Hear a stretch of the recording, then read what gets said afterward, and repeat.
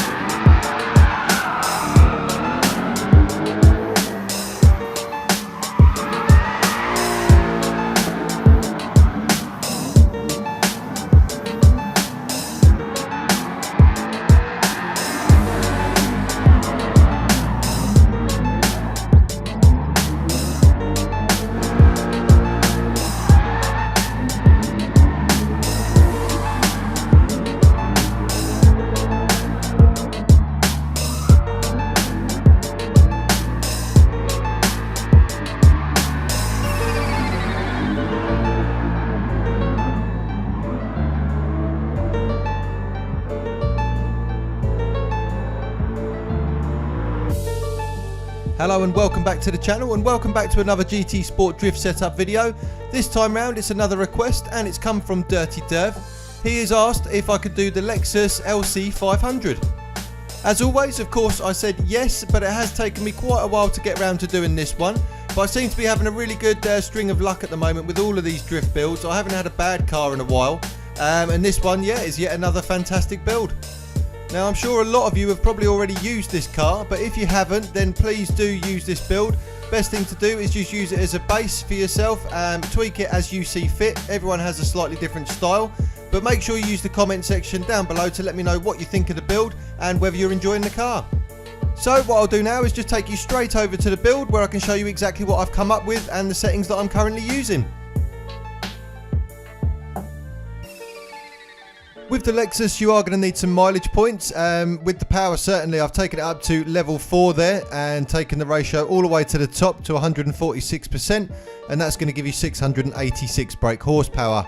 With the weight reduction as well, this is a heavy old car, so I've actually taken it all the way to level 5 and dropped it as far as you possibly can.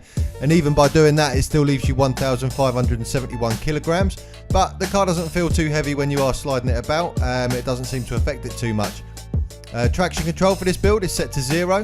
I've got comfort hard tyres, both front and rear there. Brake balance remains the same at 0. Now ride height I've just taken all the way to the bottom, both front and back there, so 90 and 90. The frequency I've played around with quite a lot with this build, and I've come up with 1.6 on the front and 1.4 on the back. Anti-roll bar is 7 on the front and 4 on the rear. I think that's exactly what it comes with, but you'll have to check. Compression and rebound I haven't touched, that's 60, 60 and 90 and 90. Camber angle on the front is set to 3.5, and I found on the rear having it at 0.9 seemed to work the best. Toe angle I've got set out 0.32 on the front and in 0.12 on the rear. Downforce you can't affect with this build. The differential there I've just set to fully customised as normal, and I've adjusted the initial torque there to 8, and the other two remain the same at 40 and 20. Now gearing is where you guys could play around with this a little bit. I haven't done much with it here, like I say, just use this as a base and then see what you want to do from there. But I've set it to fully customised, and I've just put it at the bottom there for the max speed, which is 186. What I am finding is most courses I'm having to do it in 4th gear, whereas on other builds I would be using 3rd, but it's actually working quite nicely as it is. It's just a matter of sort of going up a little bit from what you might normally be using. But have a play with that. You might want to extend 3rd gear a little bit, or even 4th gear, but just come up with something that you're happy with. But this is what I've used for this whole video, and it's worked perfectly for me.